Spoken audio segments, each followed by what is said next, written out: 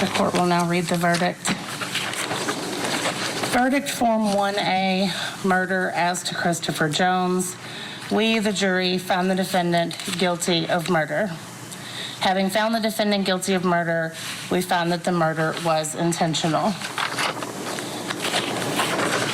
Verdict Form 2A, murder as to Maurice Gordon. We, the jury, found the defendant guilty of murder. Having found the defendant guilty of murder, we found that the murder was intentional. Verdict Form 3A, murder as to Larry Ordway. We, the jury, found the defendant guilty of murder. Having found the defendant guilty of murder, we found that the murder was intentional. Verdict Form 4, tampering with physical evidence. We, the jury, found the defendant guilty. Verdict Form 5, abuse of a corpse as to Maurice Gordon. We, the jury, found the defendant guilty.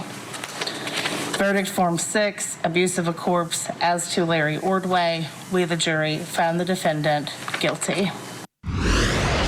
Welcome back to Court TV Live. I'm Ashley Wilcott. And I'm Michael Ayala. In Kentucky, Brice Rhodes was found guilty of triple murder in the witness to murder trial. Well, today, the penalty phase began. According to our producers in the field, Rhodes was upbeat and seemingly well rested as he joked with his defense team during a break this afternoon. Before that break, we heard victim impact statements.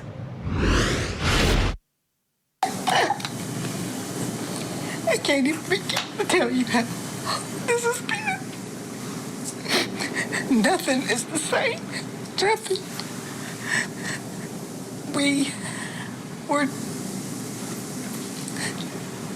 We just can't get over it. We cannot. We don't know how to deal with it. It's been 7 years and 7 months. And all the things we used to do. Go to the boys' ball games. Birthday parties, Christmas, everything. It's just not the same without them. My brother was a good man. He didn't deserve for his life to be taken. You know, for him to grow with his sons and his daughter and try to get to know or even get to know his granddaughter. He'll never have that. All right, still with us to discuss, criminal defense attorney Jeffrey Wolf. And Jeffrey, death penalty off the table on this one because of mental health issues. In the courtroom, he's been extremely, or he had been, or has been, extremely calm. And we always talk about, well, maybe he's medicated. Does that happen often in your experience, that defendants who have mental health issues and perhaps impulse control issues, they are medicated in the courtroom to keep them together? 100%. I mean, you see it very, very frequently for safety reasons. If they're agitated and they're a safety concern, they'll be medicated for those reasons. If they have competency issues, which was raised in this case earlier, a lot of the ways that they get somebody back to being competent and able to assist in their own defense is with medications, and sometimes they give too much of it to sedate someone and make them more able to be part of the procedure that's taking place in the courtroom. And so this is incredibly common. We saw it, if you remember, in the Aurora Theater shooting here in Colorado, where I'm at. He was so medicated that he was barely there, and that is incredibly common. Wow, great points. I've forgotten about that shooting. Tell us this, Jeffrey, because we know victim impact statements are an opportunity for victims to tell the court, in this case the jury, how it has affected them psychologically, physically, emotionally. How might these affect the jury in this case?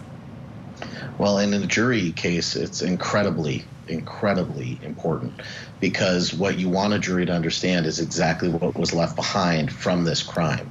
And that's what the family can do in a way that no prosecutor ever could. They can actually talk about these kids that are gone and what has been taken from them and from their family.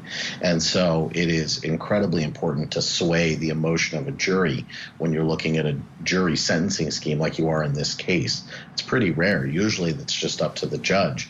And for the most part, the judge judge hears these things all the time, and it doesn't impact them as much as it's going to impact a jury who's never heard people in this level of mourning, in this level of grief, and in this level of anger come in and address them. It's going to be much more impactful on members of a jury than it would ever be on a judge. And I also think the fact they were two teenage victims who have not yet lived a full life makes a difference too. Yeah, no question. And to your point, Jeff, so therefore, the flip side of that would be when the defense brings in evidence of abuse, evidence of problems in his youth, things that made him go in the wrong direction, are those more impactful on a jury?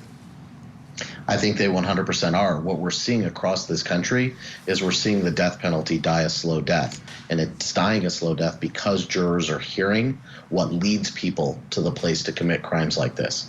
I very often explain to people when they ask me how I do what I do, that there is no such thing as evil that is born. Evil is bred. And so when people do these sorts of things, more often than not, the statistics would say something has happened to them that has led them to be capable of what they have done. And so even the most guilty of clients has a story to tell. And what we're seeing in courtrooms throughout our country is people not put to death by juries given the option. The state of Florida, they didn't put the Marjorie Stoneman killer to death. And they even changed the law to try and make it easier for that to happen, because jurors are swayed by this, because it is what is missing so often from a courtroom. It's absolute humanity to hear what makes somebody do something like this. And in this case, to hear what the story is for this particular individual, Brice Rhodes, we haven't heard all the evidence yet, but some of the evidence was the girlfriend who lived with his father and lived with Brice, and really showing these pictures at 7 years old, going to Disneyland, having siblings, you know, doing fun things with his family. How does that help, or does it, how does that help the defense in this case? Well, I think it humanizes him. It makes him something other than just the defendant sitting at the table. One of the things that I was first taught on my very first day as an intern at the public defender's office was to never call my client the defendant, because they are a person. They're a human being with a story and with worth of their own. No one should be judged on their worst day, and you want to let the jury know this is a person. This is a person they are sentencing, not a defendant. All right, and there are pictures of that person as a young child that were seen today by the jury.